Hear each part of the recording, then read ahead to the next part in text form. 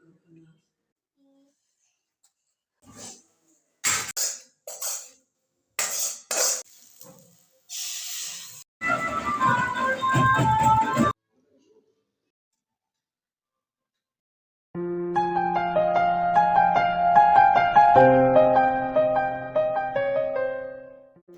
বন্ধুরা, Shubhra blog and কুকিংয়ের পক্ষ থেকে আমি শুভ্রা সবাইকে জানাই ওয়েলকাম। বড়দের প্রণাম রইল, ছোটদের বুক ভরা ভালোবাসা। আশা করি যে যেখানে সবাই ভালো আছো, সুস্থ আছো। আজ শুক্রবার, ডিসেম্বরের 15 তারিখ। এখন বাজে 11:30। এখন থেকে আমি আমার ব্লগটা শুরু করলাম। আজ কিন্তু কোনো গুড মর্নিং নয়, আর কোনো কিছুই নয়, একদম সরাসরি ব্লগটা শুরু করলাম। তোমরা হয়তো ভাবছো কোথাও যাচ্ছি না, কোথাও যাচ্ছি না, বাড়ি ফিরছি। সেই সকাল 7টায় বাড়ি থেকে বেরিয়েছিলাম। প্রথমে যে দেখলে ওটা ছেলের স্কুল। 8টা থেকে 9টার মধ্যে স্কুলে পৌঁছাতে বলেছিল, মিটিং ছিল, ওই জন্য বাড়ি থেকে বেরিয়েছিলাম সকাল 7টায়। যাওয়ার ব্লগটা করা হয়নি, কারণ এত ঠান্ডায় না আর হয়ে ওঠেনি। তাই ভাবলাম আসার পর থেকেই ব্লগটা শুরু করি। আমি আর আমার বান্ধবী একসঙ্গে গিয়েছিলাম, কারণ ওর ছেলেটাও একই স্কুলে পড়ে। যখনই যায় আমরা একসাথেই যাই, আর টোটো করেই যাই, কারণ বাসে গেলে না খুব অসুবিধা হয়। আর আমার বাড়ি থেকে ছেলের স্কুল 1 ঘন্টা রাস্তা। টোটোয় যাচ্ছি ঠান্ডাতে, বেশ আস্তে আস্তে যাচ্ছে, অনেকটাই কিন্তু বেশ বাড়ি ফিরতে দেরি হয়ে গিয়েছে। বাড়ি ফিরে চলে এসেছি। শরীরটা প্রচণ্ড খারাপ, গা গোলাচ্ছিল, টোটোতে আস্তে আস্তে গা গোলাচ্ছিল, মাথায় যন্ত্রণা করছিল অতিরিক্ত। একে ঠান্ডা হাওয়াতে গিয়েছি, আর গা গোলাচ্ছিল বলে মনে হয় মাথার যন্ত্রণাটাও করছিল। তাই একটু আধ ঘন্টা মতো শুয়ে রেস্ট নিয়ে তারপর কিন্তু উঠে পড়েছি। উঠে স্নান করেছি। মেয়েকে স্নান আজ করাইনি, কারণ ঠান্ডা হাওয়ায় গিয়েছি তো, ওকে যদি স্নান করাই তাহলে কিন্তু ঠান্ডা লেগে যাবে। ওই জন্য তেল মাখিয়ে গাটা মুছিয়ে দিয়েছি। আর এদিকে দেখো, একদিকে ম্যাগি আর একদিকে চাউমিন কিন্তু বসিয়ে দিয়েছি। সকালে যে চা খাওয়ার বাসন, ছেলের মুড়ি খাওয়ার বাসনগুলো ছিল, সেগুলো কিন্তু ধুয়ে যেতে পারিনি, রাখাই আছে। তাই এদিকে দেখো আমার চাউমিন কিন্তু রেডি, একটু সস দিয়ে দিচ্ছি, আর মেয়ের ম্যাগিও কিন্তু রেডি। তা চলো ঝটপট কিন্তু ম্যাগি আর চাউমিনটা আমরা মা মেয়েতে দুজনে খেয়ে নিই। এটাই কিন্তু আজকে আমাদের দুপুরের খাবার। তোমরা হয়তো ভাবছো দুপুরে এটা কেন খাচ্ছি, ভাত কেন খাচ্ছি না। অন্য সময় ছেলে স্কুল যায়, একটু দেরি করে যায়, ওই জন্য দুপুরে রান্নাটা করে যায়। আর কি বলো তো, আজকে যেহেতু সকাল সকাল বেশ 7টার মধ্যে, ভেবেছিলাম তো ছেলে স্কুল থেকে সকাল সকাল বাড়ি চলে আসবো, কারণ ওরা 8টা থেকে 9টার মধ্যে টাইম দিয়েছিল, কিন্তু হয়েও গিয়েছিল। এসে কিন্তু গরম গরম ভেবেছিলাম 10:30টার মধ্যে বাড়ি ঢুকে যাব, এসে গরম গরম মা মেয়ে তো ছেলে স্কুল গিয়েছে, ডাল আর ভাত করে খেয়ে নেব। কিন্তু শরীরটা এতটা খারাপ, ওই জন্য কিন্তু এসে করতে পারিনি।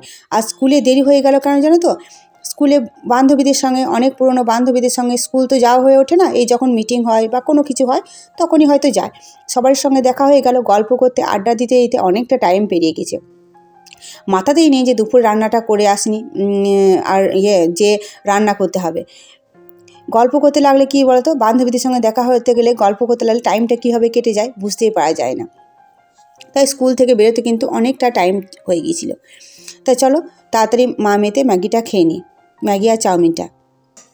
তারপর খাওয়ার পর এই যে বাসনগুলো ধুয়ে নেব, বাসনগুলো ধুয়ে কিন্তু একটু রেস্ট নেব।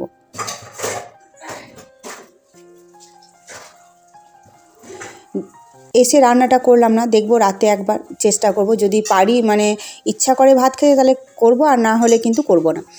তা বাসন ধোয়ার পর এই যে শুয়ে পড়বো, একটু রেস্ট নেব। একটু ঘুমালে মাথা যন্ত্রণাটা মনে হয় ছেড়ে যাবে।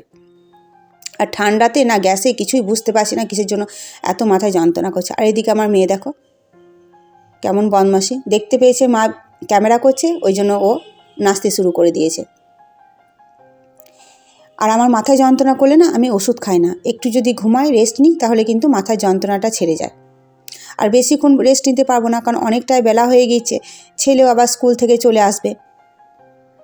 তা 1 ঘন্টার মতো রেস্ট করে একটু ঘুমাবো, তাহলেই কিন্তু মেয়েকেও ঘুম পাড়াবো, আর আমি নিজেও কিন্তু 1 ঘন্টার মতো রেস্ট করব। তারপরে এই যে ছেলে, মানে ঘুমিয়ে গিয়েছিলাম, ছেলে দরজা ঠকঠক করছে, স্কুল থেকে চলে এসছে, গেটটা খুলে দেবো। আর শীতকালে দেখবে, শীতকালে কিন্তু সব কিছুতেই আরাম, খেয়ে শুয়ে সব কিছু আরাম, কিন্তু এই যে লেপের ঢাকা ঢুকো দিয়ে শুয়ে তারপর যে উঠতে হয়, এটা মানে উঠতে তো ইচ্ছা করে না, একদম কনকনানি। আর ছেলে সমানে দরজা ঠকঠক করেছে, মেয়েটা ঘুমাচ্ছে, উঠে যাবে, ওই ভয় তাড়াতাড়িতে কিন্তু আমি চাদরটাও নিলাম না, তাড়াতাড়ি উঠে চলে এলাম। আর এত ঠান্ডা লাগছে না, শুয়েছিলাম ঢাকা ঢুকো দিয়ে। আর আমার ছেলে চলে এসছে মানে কি বলো তো, আমার মেয়েকেও কিন্তু ঘুম থেকে উঠিয়ে দেবে। ও রোজ স্কুল থেকে বাড়ি ফিরবে আর মেয়েকে উঠিয়ে দেবে, দিয়ে ওরা ভাই বোনে একসাথে খেলতে চলে যাবে। আর এদিকে দেখো ব্যাগ থেকে আমি টিফিন, জলের বোতল, টিফিন বক্স, ব্লেজার এগুলো বের করে কিন্তু ধুয়ে নেব।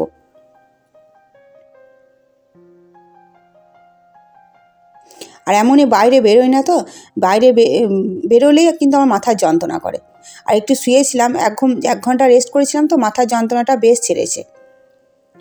তো দেখো ছেলে তো স্কুল থেকে আজকে 5 মিনিট আগেই চলে এসছে, 4:30টার সময় আসছে, আজকে 4:25-এ চলে এসছে। তারপর ওরা ভাই বোনে খেলতে চলে গেল। আর আমি চুলটা এই সময় আঁচড়ে নেব, কারণ হাওয়া বাতাসে সকালে চুলটা আঁচড়িয়েছিলাম স্কুল যাবার আগে, এসে কিন্তু স্নান করে কিন্তু চুলটা আঁচড়ায়নি। আর চুলের অবস্থা তো 12টা বেজে গেছে, আর চুলগুলো প্রচণ্ড চুল ওঠে, একবারে পাতলা হয়ে গেছে। তাই ভাবলাম চুলটা আঁচড়ে নেব। তাই চলো চুলটা তাড়াতাড়ি আঁচড়ে নিই। আর ঠান্ডাও বেশ লাগছে।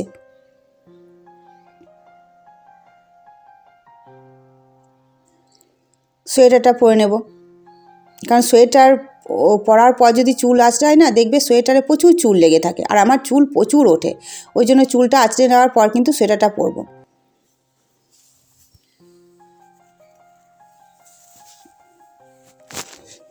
তারপর এই যে ঘর দুয়ার ঝাড় দিয়ে দেবো। সকালে সেই বাসি ঘর দুয়ার ঝাড় দিয়েছি, তারপরে তো আর ঝাড় দেওয়াই হয়নি।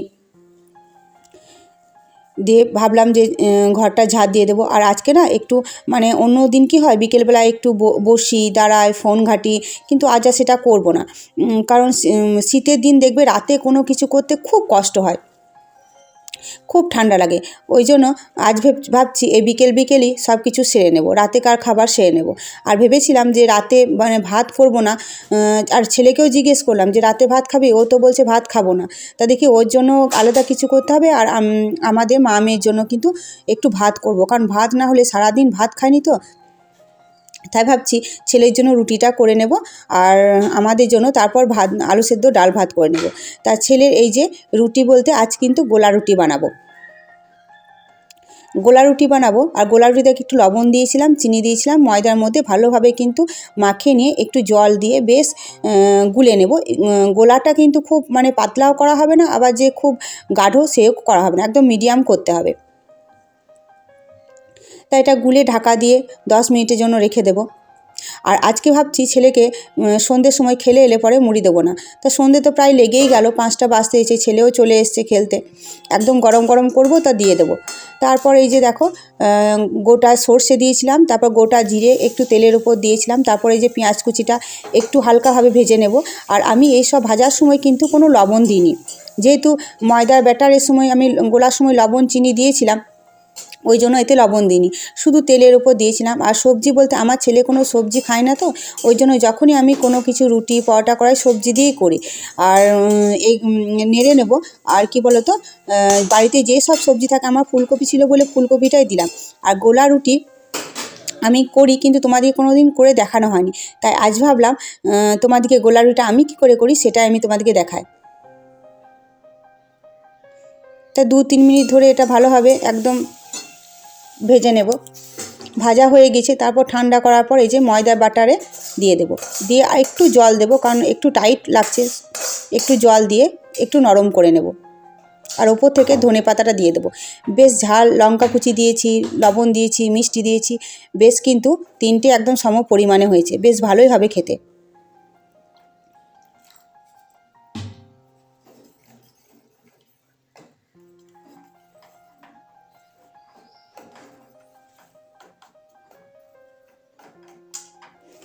তারপর চাটুতে তেল দিয়ে এই যে উল্টিয়ে নেব।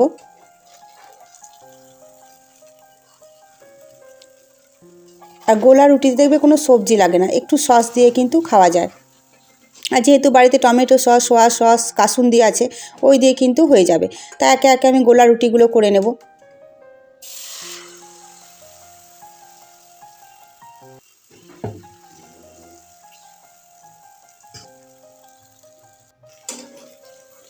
এক পিঠ উল্টিয়ে আর একটা পিঠ কিন্তু উল্টিয়ে নেব।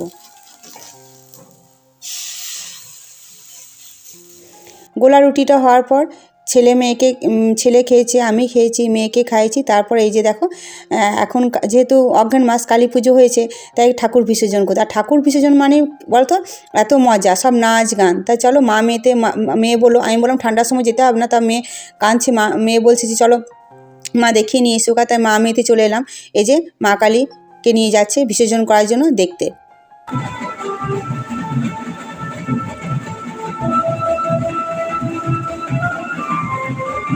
তারপর কিন্তু অনেকটা টাইম পেরিয়ে গেছে, এখন বাজে 9:45। তার মধ্যে কিন্তু ভাতটা করে নিয়েছিলাম গরম গরম। ভেবেছিলাম সারাদিন বোধহয় আজকাল ভাত জুটবে না কপালে, কিন্তু কি বলো তো মানে সন্ধ্যের সময় ভেবেছিলাম, একবার ভাবলাম রান্না করব, আর একবার যখন গোলা রুটিটা বানাচ্ছিলাম তখন ভাবলাম যে রান্না করব না। কিন্তু গোলা রুটিটা সন্ধ্যের সময় খেলাম তো, দিয়ে আর ভালো লাগছে না। আর ভাবলাম মেয়েকে তো চাউমিন খেয়েছে, ম্যাগি খেয়েছে। বিকেলবেলায় ভাবছিলাম যে ভাত করব, তারপর গোলা রুটি করার সময় ভাবলাম যে করবো না। তারপর দেখছি না, ভাত না করলে হবে না। ভেতরটা প্রচণ্ড আনচান আনচান করছে। আর মেয়েকেও সারাদিন ভাত না দিলে হয়। আর ছেলে যেহেতু ভাত খায় না, অত পছন্দ করে না, ওকেও বললাম যে তুই যদি খেতে চাস তো খা, আমি খাবো না। তাও ও তো খেতে চাইলো না, গোলা রুটিটা খেলো। ওকে গোলা রুটিটা দিলাম, আর মেয়ে যে এই যে ভাত মাখিয়ে দিয়েছি, গরম গরম ভাত। তা মেয়ে তো নিজে হাতে খেতে পারে না, ওকে খাইয়ে দিতে হবে। তা ওকে খাইয়ে দেওয়ার পর আমি খেতে বসছি। তা বললে বিশ্বাস করবে না, এই ভাতটা খাচ্ছি কী যে আরাম, কি শান্তি। আলু সেদ্ধ, ডাল ভাত, মনে হচ্ছে যেন একদম অমৃত। সারাদিন ভাত না খেলে হয়? কিন্তু এই যে শীতকালে রাত, গরম গরম আলু সেদ্ধ ডাল ভাত, তার ব্যাপারই আলাদা। তো চলো, রাতে খাওয়া দাওয়া তো কমপ্লিট। তারপরে এই যে বাসন। আর একটা কী বলো তো, যত রাতই হোক আর যত ঠান্ডাই পড়ুক, আর যত বাসন কম থাক আর বেশি থাক, বাসন কিন্তু আমি রাতে ধোবই। বাসন আমি ফেলে রাখি না, কারণ রাতে বাসন যদি আমি রেখে দিই না, সকালে উঠে মনে হয় অনেক কাজ আছে। এমন সকালে ঘুম থেকে উঠে বাসি ঘর ধুয়ে ঝাড় দিয়ে ঘরটা মুছে কাপড়টা কেচে নিলেই হয়। আর এই বাসন পড়ে থাকলে খুব বিরক্ত লাগে। ওই জন্য প্রচণ্ড ঠান্ডা, কনকনানি ঠান্ডা। এখন বুঝতে পারছো ট্যাঙ্কের জল কী হারে ঠান্ডা হবে, পৌষ মাসের দিন তো আরও ঠান্ডা হবে। তাই কিন্তু আমি যত রাতে হোক বাসন কিন্তু ধুয়ে রাখি। আজকে যেহেতু 2-1টা বাসন হয়েছে, কিন্তু যেহেতু ভাত করেছিলাম আর রুটি করলে অতটা বাসন হয় না। চলো, রাতে খাওয়া দাওয়া কমপ্লিট, আর এদিকে বিছানা পেতে ছেলে মেয়ে সব শুয়ে পড়ছে। আশা করি আজকে ব্লগটা তোমাদের ভালো লাগবে। একটা লাইক করে দিও, একটা কমেন্ট করে দিও। দেখা হবে পরে একটি ব্লগে। ততক্ষণের জন্য টাটা, গুড নাইট।